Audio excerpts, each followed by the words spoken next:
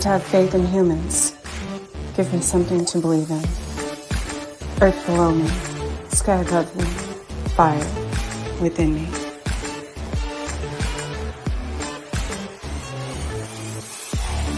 Brought to you by UPRN Network.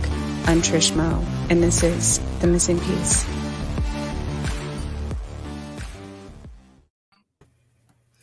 Good evening. It is Mo Monday here. We are broadcasting live on UPRN Network and 105.3 FM New Orleans. I want to thank Carnation for sponsoring this hour, first of all. And we have, and welcome back the Rune Walker, Kenn Edwards. Hello, thank you for having me. Yes, I'm so excited. We ran out of time last week. I know, I'm very long-winded. Sorry. So the Olympics started this weekend. Did you catch that? We watched a little bit of the opening ceremonies, and my dad's been keeping me informed as to how many medals we have and all of that. So it's been interesting. I haven't caught up with any of that, but what I did notice, well, first of all, was the cool, the opening ceremony where the torch, what do they call them? I think they're torchers. Like the torch runner. Torch runner, yes. They have That's the the new snowflake. They called it a cauldron, and I'm like, did they just? Yes, they did. It's none of my business.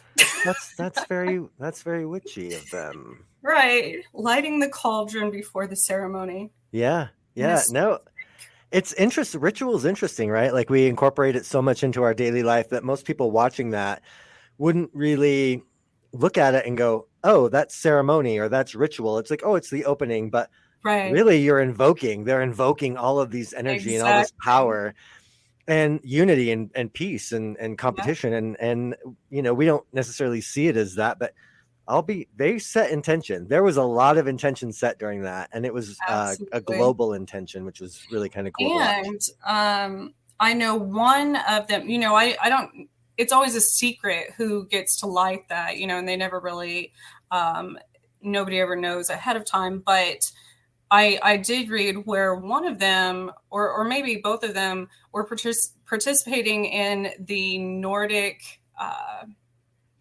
like one of the ski events or something. I was like, oh, that's even better. Like that's great. Yes. Yeah.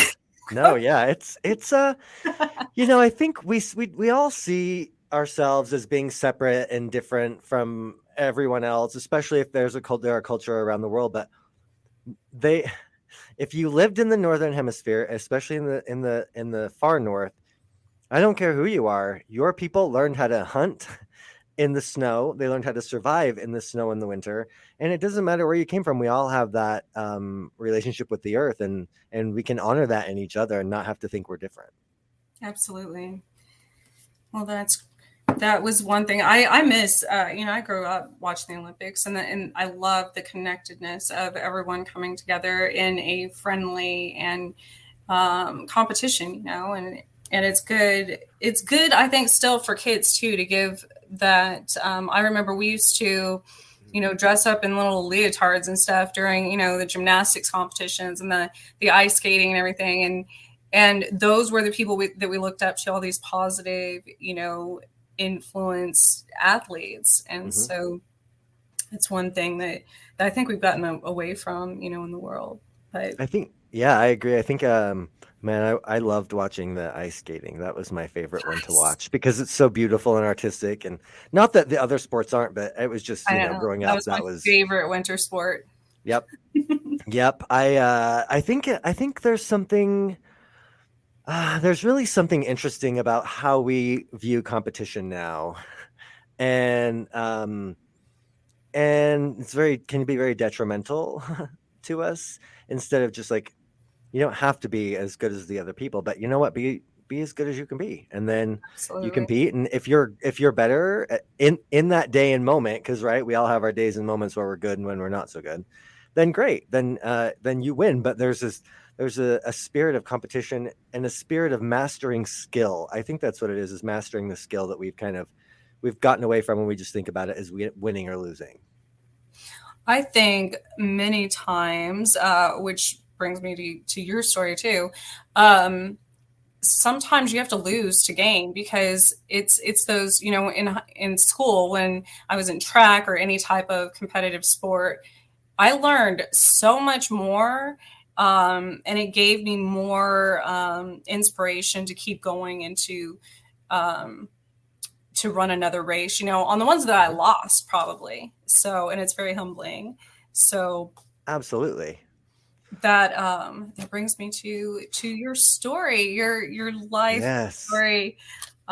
We spoke of your relation, I guess, connection to the runes and growing up in Utah Yep. last week. And Friday was World Cancer Day. And Mm-hmm. so that is, I'm interested in hearing this as far as your battle and survival with that. So I Okay. guess go back to, I guess, the beginning, where that all Yeah. started. So, um, probably not probably it was. Uh, Samhain, so Halloween. For those people who don't know, of 2019, I sold. My business partners and I sold our metaphysical store here in Utah, and we all moved to Oregon, back to Oregon, and it was like that was my cutoff time. Like that was I'm gonna do my life differently. So I had already kind of set the intention of like I'm really going to focus on the path of a shaman.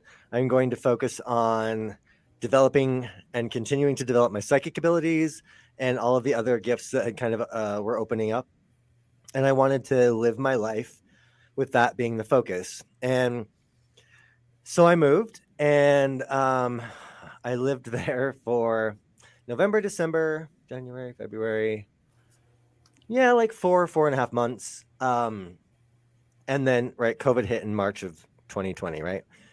So my mom unexpectedly died at the beginning of March of 2020, and Oh, wow. yeah, or I think it was COVID, but back then they didn't have a test, so it was her funeral was like the weekend before everything out west got shut down. I was going to say that was mid-March, wasn't it? That Oh yeah, everything shut yep, down. right there. So to back up a little bit, I had found the Northern Traditions Shamanic Guild, which I had applied to be an apprentice for.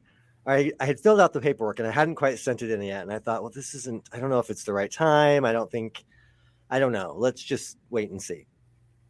So I had the paperwork, I had it filled out. Um, my mom passes away, and um, my uh, my dad now is all alone, and so I decided to move back to Utah. Um, Came back in April of 2020, and then um, decided, you know what, I'm gonna. This my mom's death has really kind of changed things, and because I knew it was coming, uh, I knew it was I knew it was coming, and it changed everything. Right, knowing changes things, but it doesn't necessarily change what you're gonna do about it. But Right. um, so at that point, I filled out the rest of my paperwork and sent off my application to become an apprentice. And um, for a couple of years, I'd had this very small, like white dot thing on the bottom of my tongue, and it never bothered me. I just knew it was there. And the dental hygienist even said, there's something here. I'm going to have the dentist take a look at it. And he never said anything about it, so I didn't worry about it. Well, I thought, she said it kind of looks like a calcium buildup. So I thought, well, if it's a calcium buildup, I can brush it. So I brushed it, and it hurt like a son of a gun. It became very angry.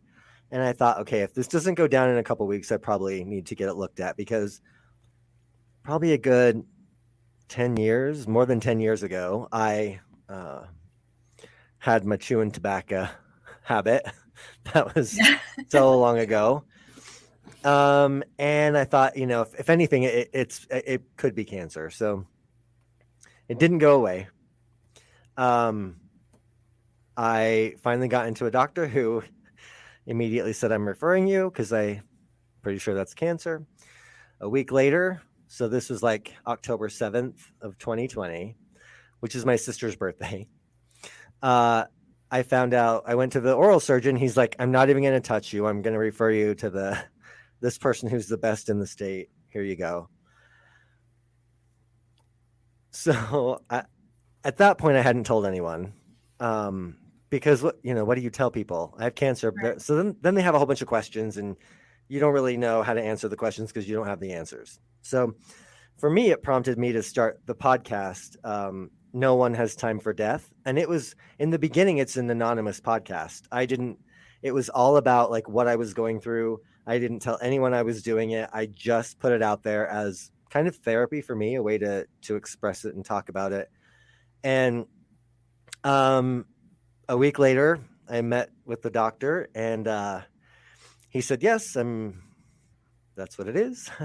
So at that point, because it was my tongue, and I have 3 podcasts, and I also sing, like I got freaked out. Like I didn't know you sang. Yeah, it freaked me out. So I also, like, at that point, I started a TikTok where it was just me singing. Like, I didn't care who saw it. It was just me having this ability to sing, because he didn't know exactly how much of my tongue they would have to remove. He didn't know how far it had progressed, if it had moved into my lymph nodes. There's no way of knowing until you get in there. So a week before Thanksgiving 2020, we which kind of was strategic, right? Like, I didn't want to gain a whole bunch of weight over the holidays, so let's have surgery right before so I don't eat a ton. And I know it was completely strategic. I believe it. I was like, I can't get any chubbier. So he went in, and we didn't know. The plan was to take out lymph nodes in my neck and biopsy those. So I have like someone slit my throat from here to here. Oh, wow. And we took out 37 lymph nodes. And he ended up taking I didn't even know 20% of my tongue. Yeah, you have a ton, because that's because I'm a doctor. I'm going to try and explain it in my I'm not a doctor because I'm not language. They're the ones that catch all of your gross toxins and stuff and get rid of them, right? So it will move into these lymph nodes, and if it's moving. So had the surgery, took out 20% of my tongue on the left front side. Had to have the lymph nodes taken out. Luckily, like, clean edges on my tongue and nothing in my lymph nodes. So I have to still go back every 3 months to get a physical, or sometimes we do scans to make sure the cancer hasn't come back. So I had to go through probably 6 to 8 weeks of speech therapy. Oh, wow. Yeah, my speech has come a long way since then. My tongue wants to pull to the left because of scar tissue. So it takes a minute it took me a minute to kind of refigure things out. So, all right. So now that's that part. You ready? So I do have a question. Are you still doing those specific podcasts, like the original? You said, what was the first one? So anonymous. No One Has Time for Death. No One Has Time for Death. I stopped. That's available on wherever you can get your podcast. No One Has Time for Death, and that one is still available. I'm not doing it I was kind of every time I went for an update, like, how am I feeling? How am I doing? Um, and God, the biggest thing I'm learning that I go through right now is I'm okay for 2 months, and then it comes time for, okay, my appointment's in a month, and then it just becomes something it's in the back of my mind. I'm thinking about, um, it's a very interesting exercise in staying present and not allowing things to kind of take over and take hold, things that are out of my control. I don't drink and I don't use tobacco anymore, because my doctor told me it would be really, um, in his experience, which is this is pretty much all he does is oral cancer, is my chances of it coming back go up over 600% if I use tobacco and alcohol. So I'm kind of sober from all of that. And so it was interesting, to start the process of kind of being an apprentice in Northern traditions, uh, shamanic way, and now, like, we're gonna take part of your tongue, and we're Right. going to go through this process, right? Like, I believe, I think the guest in the show before us was Paul. He talked about his wife, being abducted, and that's how she became psychic. And I know you and I've spoken, and you've had near death and death experiences, and that's one thing that tends to happen with beings from who aren't human. We have to be able to appropriately communicate and walk between worlds. We sometimes need to have a systems upgrade and then a programming upgrade, Right. right? It's simply put, but that's kind of what has to happen. And to be able to do the things that we do now, to be able to, you know, speak to beings who are non corporeal, we have to have those upgrades. Um, and yeah, so like this kind of process of death is something that I still go through. My so when I was finding out I had cancer, my dad also had melanoma cancer, but we didn't know until uh, March of Oh, wow. 2021. So And my your first, mom. and my mom just There's died. all these tragic trauma. Yep, Um, yep. And if in your like life. shake it to the core, we're gonna shake you to the freaking core, man. And here you go. Mom's gone, dad can go. Like we're gonna take your whole life and shake it up. But I kind of knew. Well, I knew it was possible. I knew that was something that could happen. Um, I don't know. We never know that it's to the extreme that it ends up being. Um, so then all last summer, I spent going with my dad to all of his cancer appointments and taking care of him and making sure that he did everything he needed to do. And luckily, we live near somewhere near the Huntsman Cancer Institute, and they were doing a study on a drug, and it actually got rid of his type of melanoma. It's very specific. Got rid of it. They still removed the skin where it was, and he's doing great now.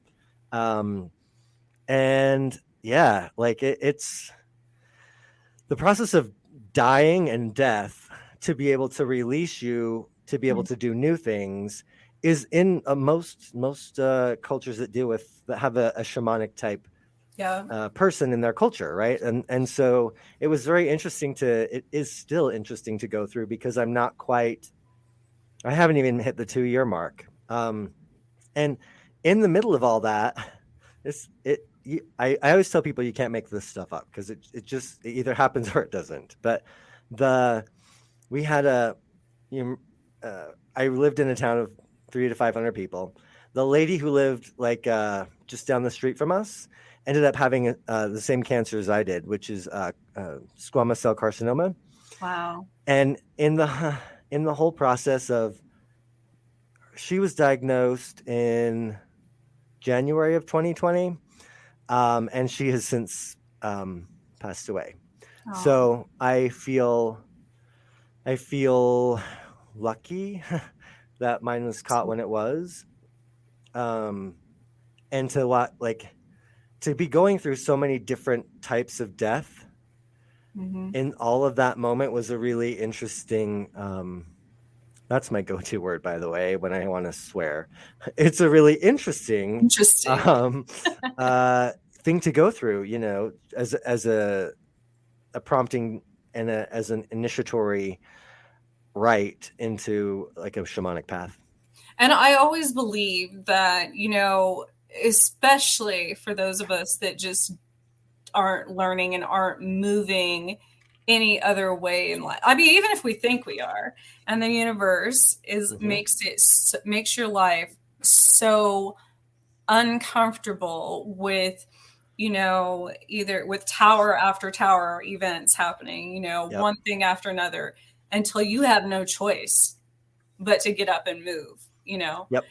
and that's what's amazing about stories like yours, because we had a shaman on Chasing Prophecy a Hmm. while back that said the same thing. He's like, "Well, no wonder you haven't been doing what you're called to do, Trish. That's why you keep getting slapped over and over by the universe. Like." And It's true. we go through these, and we do the same. I'm sure our parents thought the same thing about us, as the universe is technically our parents, and then our literal parents, biological parents in this life, and then we do the Yeah. same thing to our children and our pets and everything else. And we're like, why do they keep doing the same thing over and over? When are they going to learn? When will they? Yeah. When will they listen to me? When will they listen to me? When will they learn? Come on. Right.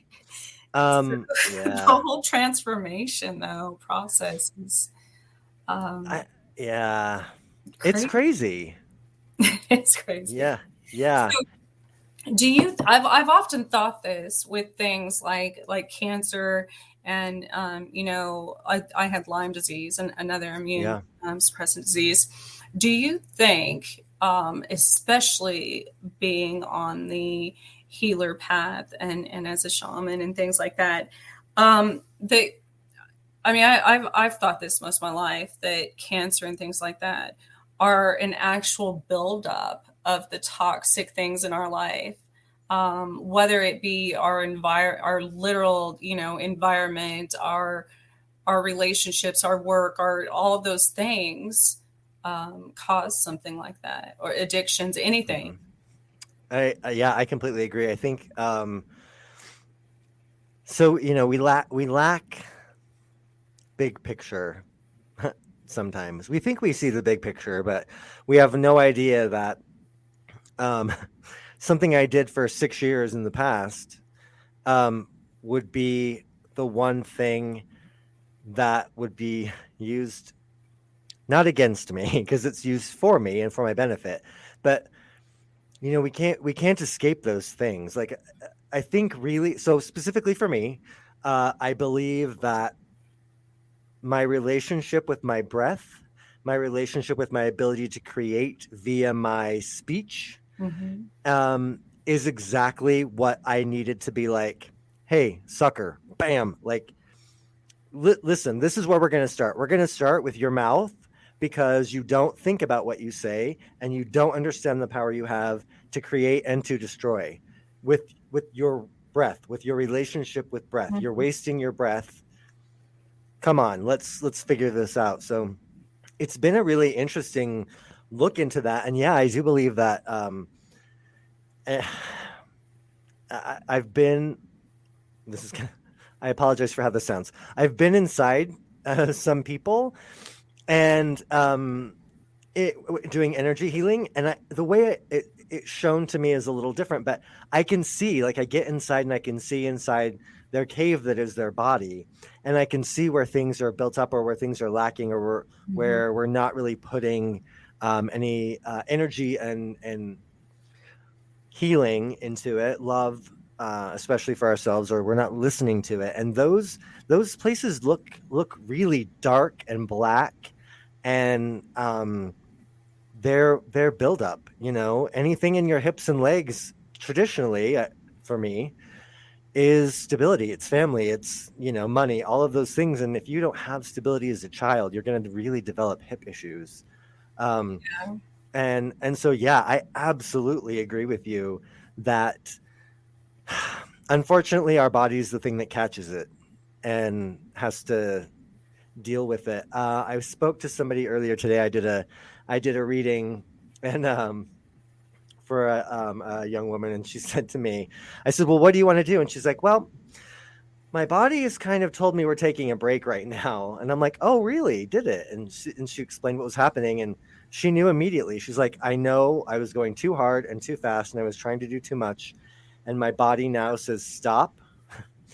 And now I have a little bit of an immune issue, and blah, she gave me a list of things, and I was like, Yeah. "Yeah, you have to start listening to. This is our one tool to Yeah. interact with the physical world. You have to take care of it."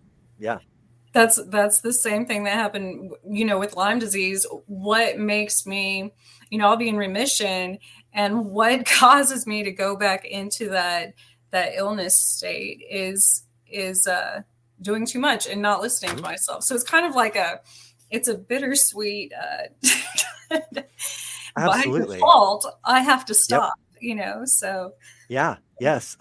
We talked about I have a I love when I go, "Oh, I can do that once a week. That'll be great. Yes, I can." And then I remember I have everything else I've added to that like before. And I'm like, "Oh, gosh dang it. Like now I don't have any free time." And then things begin to suffer yeah, because I'm slacking and don't have the energy to do it. And so I've learned a couple things to work that out. Like some podcasts we record 4 or 5 episodes at a time, and then I don't have to. The only thing I have to worry about is getting it out. Like I don't have to come up with the energy to actually interview and do all that stuff on a weekly basis, especially if I know that my physical cycle is that, like, for instance, right around the full moon, I will not sleep very well, so I can't do stuff around the full moon. During the day a lot, I try not to schedule myself a ton because I know I'm going to be too physically tired. It won't work. right. So like knowing yourself and listening to your body in those rhythms is very helpful when it comes to us being successful and not thinking that we're failures because we can't get something to work when it really wasn't going to work in that moment anyway. I find it interesting that you lost your ability to speak, and for a while, considering you were a singer. But did you know I believe it's in Hindu, the definition, the meaning for the literal term for the word sing is to basically to speak the truth, the Oh, unspoken truth. So that's um, cool. yeah, so that's interesting. I, as a redhead, one of my favorite, growing up when I was little, I always got teased for being a redhead, but The Little Mermaid, when I was little, Hmm. was one of my idols. And so my spirit guides my entire life um, have been telling me to sing, and I'm like, I don't sing. What is that? Like, like that's not a passion of mine. That's not something. So Yeah. I looked it up one day, and I was like, oh, that makes sense, to speak the truth. And that doesn't necessarily mean like literal. It means being Hmm. authentic to yourself, living in your Yeah. truth. Yep. And so when I lost, I forgot how to talk and eat and do things like that as well, when for a while there, as well as Mm. I went blind and deaf as well for a while. So I literally, when I see my little hear no, see no, speak no evil, you know um, Yeah. I think it's so interesting because It's that powerful. often means to yourself, not necessarily to the world. Hmm. you know and Yep. which is funny. When I started this podcast, my little speak no evil statue, it's their little skeletons. That specific one broke last week, and I was like, maybe that means like I'm breaking free. It's kind of like Ariel getting her when the The shell back. right, Yep. right. Um, Now, Wow. I guess what how different do you think your life I mean, you were already kind of on a path as a healer and stuff, but how do you think it would have impacted had that series of events not taken place? If that's a really good question. I think it my path wouldn't have deepened for sure. Like I wouldn't be as aware of certain things as I am. Um, I think one thing that happened in all of this is that when I came back to Utah, even during COVID, and probably especially during COVID, I began to rebuild my life like it was before. So we took back the store, we reopened the store. I joined the same organizations. I went back to work, and it was like I did the same. Oh, this is my favorite thing about COVID, by the way. We all try and go back to normal, and so we're trying to rebuild. We try to build our lives based upon the same model we had before. But now, because of this sounds woo-woo. Because of the energetic shift that's happened, you cannot use hierarchy to rebuild things because it's actually going to fall even faster and quicker, I believe. So I tried to rebuild my life in this structure that would provide me with some stability and build my house on sure footing on stone so that it didn't move.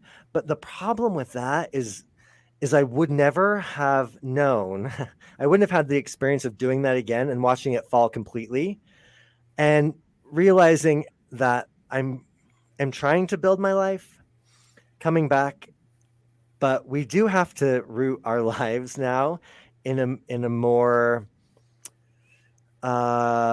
flexible way. Like if our life that's our building isn't able to move and sway and flow, it will crash completely. We have to it's like building on water and allowing the water to kind of move you and take you, like having almost like a boat on the water. We can't be anchored into something so hard anymore. It's not going to work. It doesn't work. And we've seen it. I think we're seeing that over and over with people. I want to go back to normal. And you know what? They go back to normal and it actually doesn't work. It still keeps falling apart. For instance, yeah. Shutdown, like you said. Oh, complete. And there's in my one podcast, Manly Minds, it's not for everyone. I will tell you that right now. It's very we have a lot of swear words, and my buddy and I we try and talk about he would never say that this was what we talk about, but the toxic masculinity stuff that we've been taught, and we're trying to break through all that, right? We can talk about our feelings. We can talk, men don't have to be this manly thing that we've all thought about. But a couple episodes ago, we talked to a gentleman who's local who started a foundation called Life's Worth Living. And it's a suicide prevention organization. And we were talking, and and I already kind of knew this statistic, but the largest number of suicides in a demographic are middle-aged white men. And that hit hard. It hit home so hard because even the last 6 months, I've gotten to this point where I'm like, I'm tired and I'm done and I want to be done. And so it crossed my mind. I'm like, well, I'm just going to jump the planet. Like I'm getting the freak out of here. And what I came to realize is that it's my life as it is now that's not working. Mm-hmm. That's what needs to die. So it's not that I have to physically jump the planet. Like I don't have to die, but I do need to give up my life as it was because that's only causing me misery and pain. And I need to let it go to be able to become something new. And I think that's one of the things that I'm really looking at. And I see a lot in readings with the people that I work with. I see a lot of that coming up for people who are like, oh, 2021's over, 2022. I'm like, do you get that we just started this, right? Like right. we're not done. And so and here's what I was thinking about last week too, when everybody's freaking out that, we're having another Olympics and there's fear of going into another shutdown and all this. I'm like, well, of course. And they're saying 2022 two, TOO. I'm like, well, of course it is going to be the same if as a collective we have the same fear and the same everything that we had during the first one. Yep. Nothing changes if nothing changes. But Yep. also, my daughter and I baked a cake for Groundhog Day the other day. And Yeah. I started reading up and, thought about the movie. I hadn't watched it in years. And that just made me think of it even more when you were talking about wanting to jump the planet last year and stuff. And, I've gone through, I don't even know how many death and rebirth situations in my life over the last few years where I was the same way. I was like, I am done. I am done with this. And you just want to give up. Yeah. But just like in the movie, and this is what happens because we never really die and we never really lose ourselves. You're always right there. You don't lose yourself, you know, and if you keep doing this, it'll happen in the next lifetime and the next lifetime. And even when we're alive, I've been repeating the same shit for like years, different people, different levels, different devils, whatever.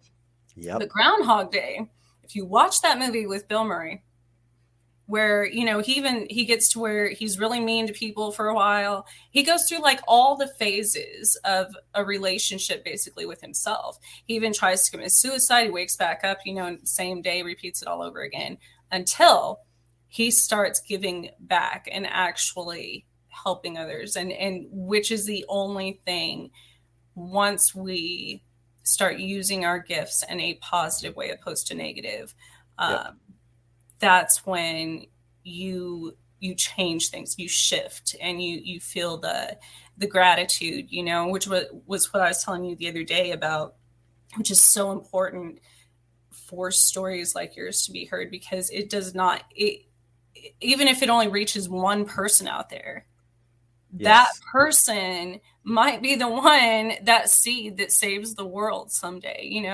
So and there's no way, and nobody's the same. So even if I were to research cancer and research everything you've been through and try to teach it to other people, people cannot relate to me in the same way because I haven't actually been through that like you have. So every time these things happen, there's always one person that changes my perspective. And it might be somebody just on YouTube's. It could be somebody on a commercial. It could be somebody I'm sitting next to at a bus stop. Yeah. That I have a 30-second conversation with. So don't ever think that your voice, is too small to be heard, because there's profound effects on things that we learn from others.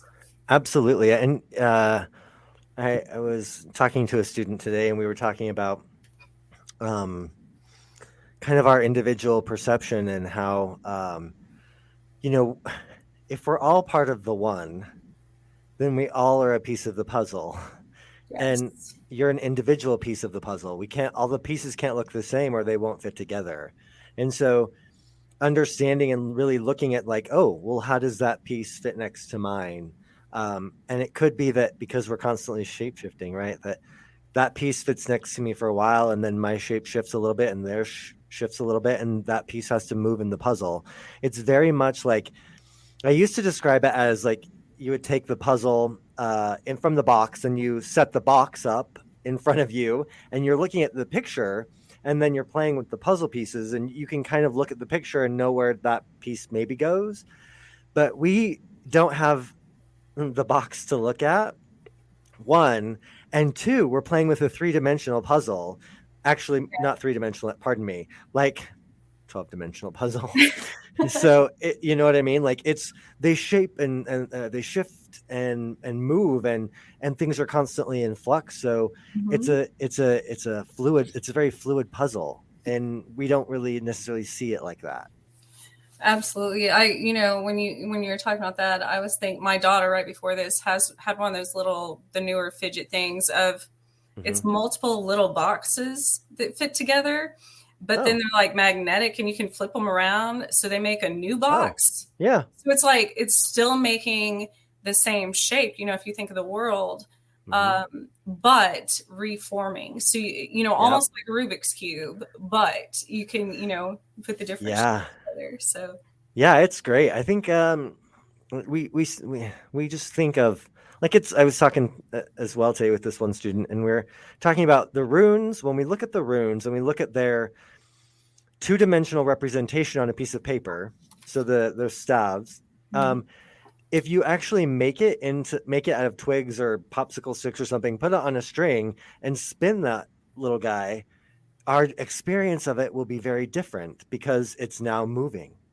And so we're looking at these things that are two-dimensional on a piece of paper, but they're really not in reality. They're Right. not two-dimensional. They move, they spin. They might actually not be the shape that they look like they are. They might be something completely different, but in a two-dimensional drawing, that's what we see. So I think that it's very important for us to kind of always keep looking to shift our perspective, always keep asking the questions, and not just taking someone's word for it. Like, it's your experience, it's your life, it's your body interpreting the wisdom that you already have in it and the wisdom that you encounter from others. And that's the thing that we have to master in this life, is understanding that our body and our spirit and whatever, however many parts to our soul, depending on what you believe there are, that we're all working in harmony, and that we are using all of them to have the best experience we can in this physical realm before we move it on. Absolutely. I was even thinking, my daughter and I went out, we were hiking yesterday, and she was taking, I'm a photographer, she was taking pictures of me. But she's like, hold on, wait. She wouldn't just take it from the front. She would run to my left Mhm. side, my right side, behind me, take Yeah. it like kneeling down. And I do that as a photographer, but you don't actually think of it, When I was thinking of it from her perspective, she said, wait a minute, I've got to get all angles. And I'm like, Hmm. kind of like a box, like a square. Um, that's and coming from New Mexico, the Hopi prophecy of the four corners and things like that, where Yeah.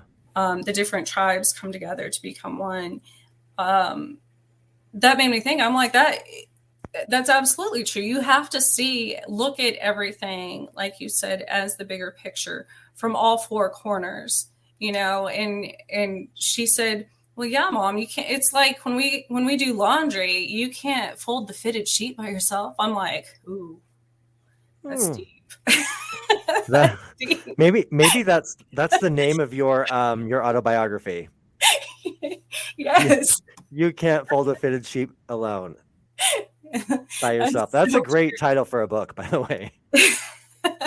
And so I start, from the mouths of children, so innocent. Sometimes we overthink things so much, and it ends Yeah. up being something. It's such a simple concept, but when you put it like that, you need every direction of the world. You Hmm. need every direction, to look back in your life during different stages. And me being Yeah. 40, I'm like, maybe that's why I'm reflecting so much on all of these things, because Yeah. it's different perspectives. When you go back and you look at Yep. old pictures from your past, you look at like childhood, like home videos or anything like that, Yeah. you see it from different eyes. You see Yeah. it, and maybe you notice things that even in the pictures that weren't there before.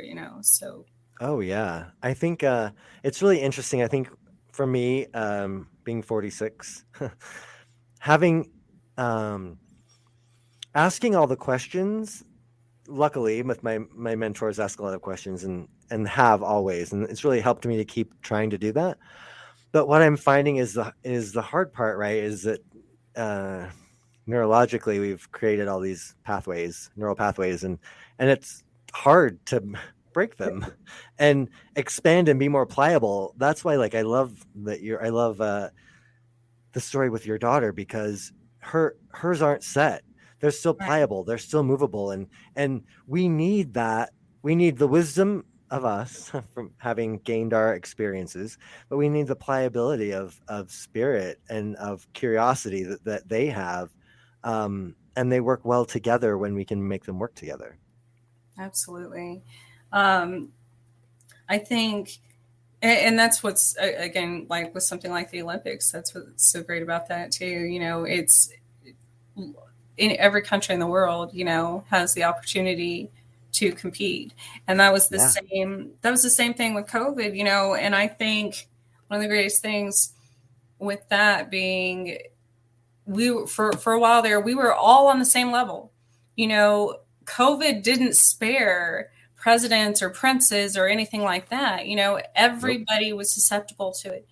But at the same time, everybody also had a taste of freedom there for a moment. You know, freedom from the stresses of the world just shut down. You know, literally for a while. So um, it was a time to reflect and remember what you're going to do with it. And um, Absolutely. I can't imagine going through, on top of COVID, going through all of what you did during that time, but you've made the most of it. And I We mean, that's amazing. thank you. It's, I don't know. I'm kind of like COVID. Really? Okay. Well, on top of all that, yeah, you're Right. right. Like, I kind of forget. Like, I think I've just become used to like COVID, or I don't know. Maybe I'm not as well. I've never been, and you might be this way too. Like, I don't feel like because I've speak to dead people, I'm not necessarily afraid to die. Like, there's a shift in Yes. death that you're not afraid of it as much because you're like, I okay, think, well, uh, I think I was more afraid to live. I oh, think death taught me how to, I also yes, think that. I think spirits have taught me how to live more than yes, anything else, you know? amen. Yes. And that's, I think a lot of times that's what they do. The one people who listen and communicate Hmm. with the other side, I think that's a lot of their purpose as well, Yeah. is to teach us. And um, you know, it's just like us, and again, like us and kids and everything else, they don't want us to relive the same things that they've already struggled through, you know. um, Yeah. and that's one of, that was my fear, I think. You know, yes, I know how to die. I became good at that. Yeah. Yeah. Like, done. I mastered that skill. but Um, yeah. but I Yeah. wasn't ever living. So Yeah. not in a sense that I should have been, you know. And humans are kind of, we're the only things literally on this earth that don't give back. Animals give Yeah. back. Uh, you know, plants give back all the time. The earth itself gives back every single day. The Hmm. universe gives back. But we're so selfish that we just want to keep everything to ourselves, you know. And uh, Hmm. I don't, that's not what those gifts are for. So No. We were talking about a rune called Ear, or AR. That it's a rune of the grave, and part of the concept of it is that when you're buried, you decompose and you go back into the earth. Well, we don't do that. So we don't do that at all. We put our little bodies in, pump them full of gross toxic things, and then mm-hmm. stick it in an asbestos box and put it in the ground. Yeah. Uh, that's not living in the cycle. Like, No. we are absolutely not. Even in the end, like, if you were a shitty person and you got put in the ground, at least your body went back into the cycle. But now that's not happening. Luckily, I think we're starting to see some of those like green burial um, Yes, I was places just pop up. researching those. There's a big Yeah, one. I'll have to get the link, in Colorado, where they plant trees, yeah, the yeah. ashes. It's amazing. I think that is one way that we can maybe even start to give back or put ourselves back into the cycle. Um, I think it's super interesting. Like, going back to a little bit to talking about the dead. I mean, I'm going to ask you. I'm going to interview you for a second. Is that okay? Yes, of Okay. course. So when uh, uh, when I do readings and people find out that I talk to the dead, because I think when I say rune reading, they immediately think it's like tarot, and it's so much more for me. Just like any of us who are connected. So they're always wanting to be like, what does my grandma say? And I'm like, I hate repeating. She loves you and she wants what's best for you, and she's okay on the other side. Like, it feels like that's a very, unless it was something super traumatic, like, it's very like, everyone finds peace at some point, most people on the other side. And is that, what do you find is like your most common thread or common theme when you're talking to people who want you to talk to their dead loved ones? So this whole public mediumship thing is actually very new to me. Mm. And I started, I would just relay messages, not that I got from spirits to the specific people, or a lot of mine came across in very tragic, like murder and things like that. Those type of spirits tried to contact me. Yep. So then I would have to hunt down, like, Yeah. it could have been from halfway across the world. So I would have to, figure out where it came from and what they were trying to tell me and things like this. But most recently, which I was invited to, by the universe guiding me to XV Planis, and Flood from that group allowed me to join them at the Sally House. And I am still, the Sally House has become like such a, almost a, I consider it like a train station for souls, because there's so many spirits going through there. And I'm still this like blew up into spirits contacting me about truths about the Civil War, about the Holocaust, this is like so much, bigger than I could have ever imagined, and things that probably would change history, literally rewrite history. Wow. And that's the type of things. I don't do personal readings per se. I never really have. But I'm drawn to places that something very tragic or traumatic has happened. And they want something. It's like the justice, which is funny because before that, I got this tattoo on my arm, literally right before I went there, which is a Valkyrie. And those were, the death dealers, they pick up the dead. Yeah. Yep. And so I thought that was really interesting that it's kind of seeking truth, the missing piece, and which has gone back to witches. We've always been willing to burn for everything we love. So absolutely. Salem actually means peace, so I think that's obviously part of my heritage. So yeah, I think that's beautiful. First of all, thank you for letting me interview you. I think that's amazing. I'm working actually on my first case where I've been asked to help find a missing person's body. And it's been a really interesting, you deal with different dynamics. Luckily, I feel like this person, when I connected with them on the other side, is at peace. But everyone here is still wanting to find, their body and have some closure with that. And so I feel like it's really interesting that yours is the opposite. You're like Dr. Phil for the dead. They're coming to you wanting like, help me fix this. And it's a really interesting balance to have that, we all can't, just because we call it psychic medium or psychic doesn't mean we all have the same thing. And it doesn't mean it all works the same way, which is what I love talking to people, anybody, about how their gifts work and watching them energetically, how it works. I think it's really beautiful, and like feeling it, because it just expands my abilities and possibilities. So yeah, thank you. I think we really have to work together sometime in person at some event. Yes, I do too. We got to find somewhere to go. Yes. Yeah. When I started, the concept of all of this back, it was like August.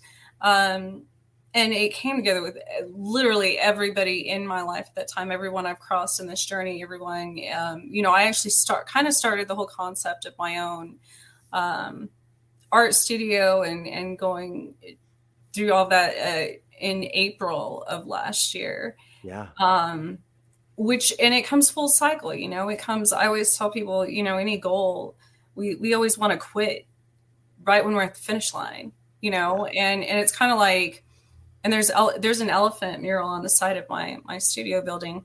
I was thinking about that the other day. I'm like, that's true, because the elephants, represent a long journey, but you learn a lot along the way. And any project or any creative endeavor, I know it's easier for women to do this, but it's kind of like pregnancy. You create life, you birth this new idea, you plant these seeds. So all these times I've wanted to give up and just stop. I'm like, oh, it's not, it doesn't matter. It's not worth it. Then I'm like, but you wouldn't, take a cake out of the oven before it's done. You wouldn't, you can't just, when I had my kids, I couldn't just 5 months along be like, oh, okay, you're done. Like, I give up. Get out. So, yeah. So I always thought of like horror movies and stuff like that. Like, I'm like, we're all technically serial killers in our own lives.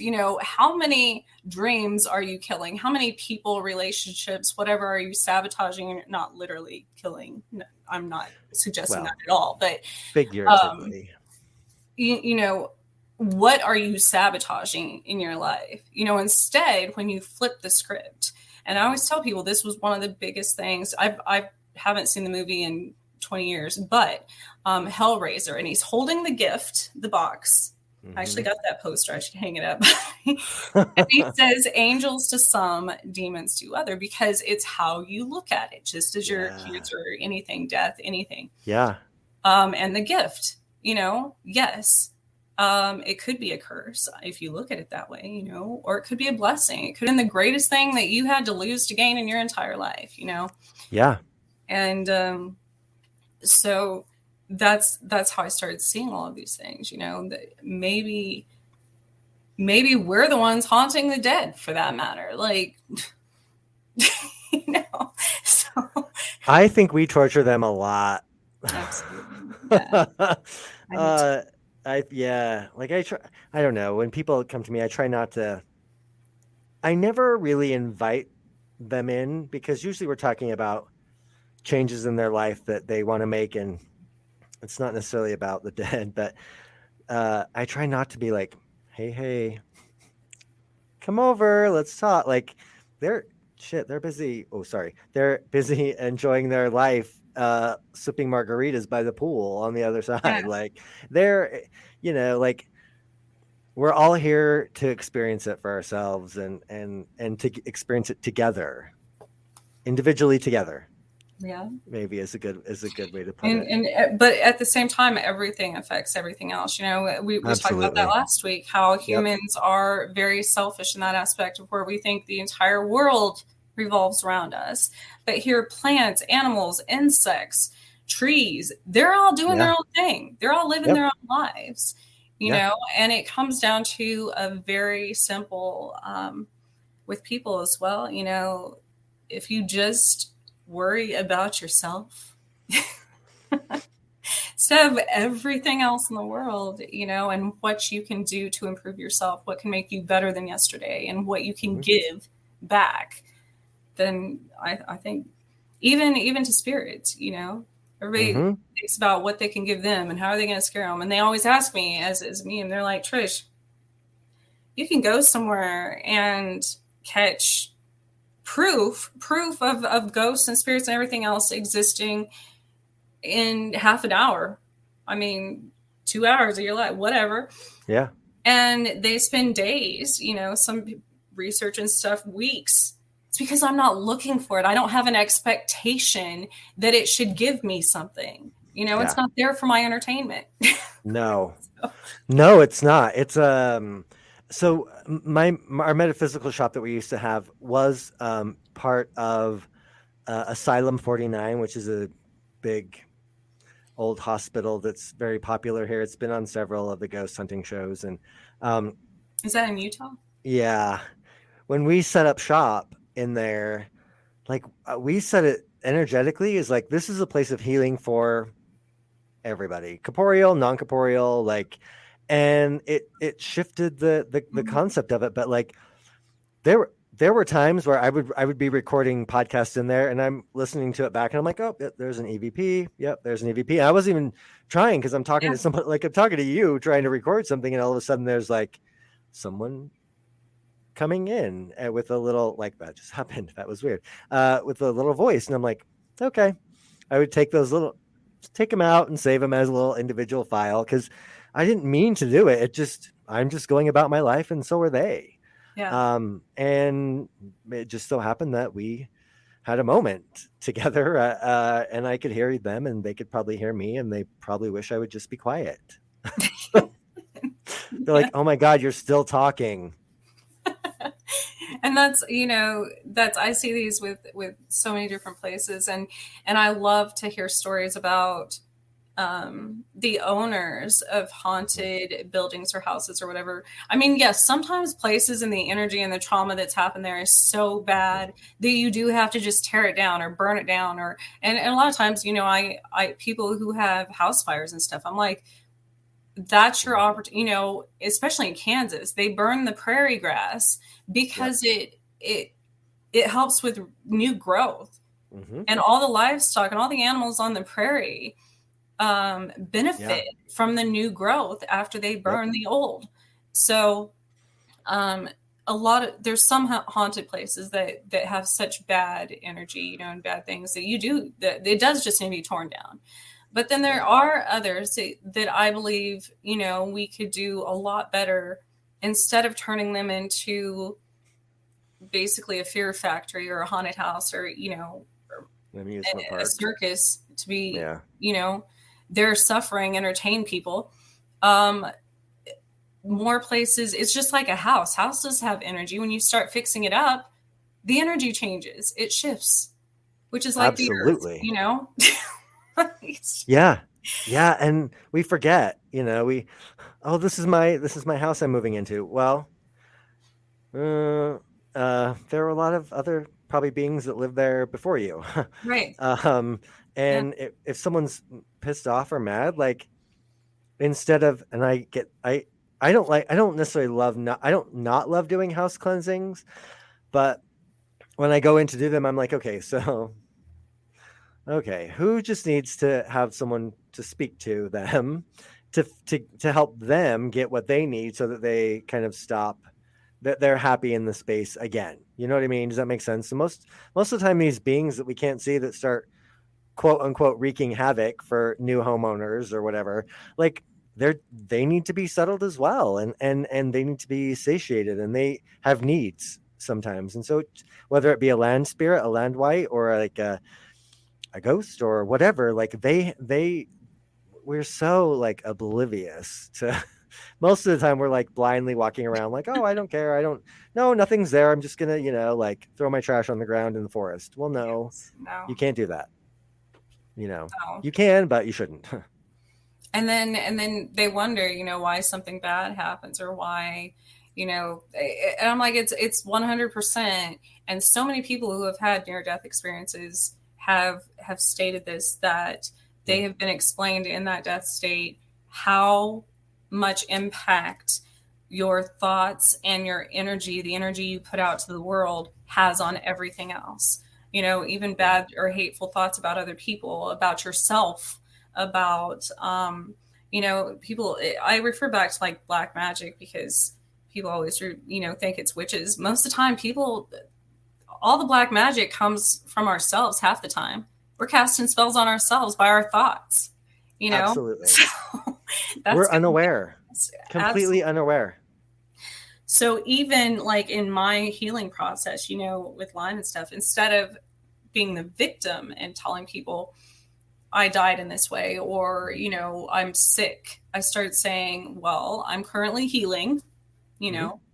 Yeah, If you I like change that. the narrative, to something positive. And it can just be little things. If your house is falling apart and you can't afford to fix it, plant a flower, do something that, that changes rearrange your furniture. I don't know, do so it's not stagnant energy, even in yourself, Yeah, absolutely. I completely agree with you. I think that, kind of going back to the cancer was one of the things I really didn't, I'm much more aware now, of what comes out of my mouth. I try to be, I'm not perfect, but I try to be much more aware of what comes out of my mouth, and the fact that, I do control whether I'm putting out there growth and possibility, or whether I'm putting out there, um, death to all possibility, or any possibility. So we're very much, we can go a little deeper with that, into the concept that the air that we're breathing is the air that our ancestors breathed. To dip into the cosmology, the breath is what Odin gave us. So our breath is also a relationship with our gods, our ancestors, with the land wights, the trees, the spirits that are around us. And how do we honor that? We honor it by, tearing down other people. Do we honor it by, singing? Yes.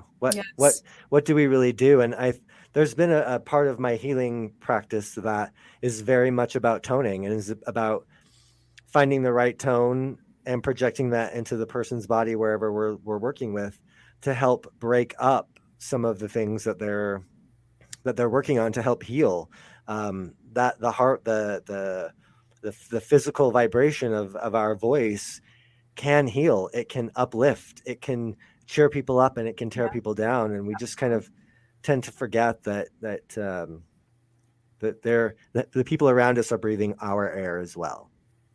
Yes. And it's interesting. I was just thinking about that being winter and cold, and everybody thinks it's kind of like Frozen, the Ice Queen, the Snow Queen. Yeah. Winter is the only time you can physically see your breath. Yep. But I always tell people, when dealing, when my kids are acting up, or my pets are acting up, or your reaction and control of your emotions, how you react to things. So instead of us getting defensive and, reacting in a negative way. I made a video about this a long time ago. Love harder in that moment, love them more in that moment. Yep. Because when people are reacting or having negative emotions, they're lacking something. Yeah. So the worst thing we can do is, negativity spreads like cancer, for that matter. Yeah. So, yep.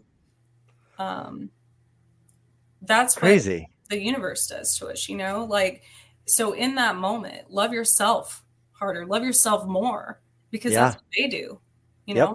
Yeah. Yes. Wow. Well, thank you. I thank you so much for having me on, and letting me interview you, and you interviewing me. And I was going to say, they're telling us to wrap it up here. I know. I just saw that. I'm like, hey, so thanks for having me. Yes. Thanks for Sorry, being guys. here. Sorry. I would love to have you again in the future. We will anytime. Hopefully work together. Yes. Thank you again for Carnation. And you can catch me tomorrow on Chasing Prophecy, and with Flood from XV Planets next Monday. So have a good night, everyone. Thank you for listening, and we will see you again.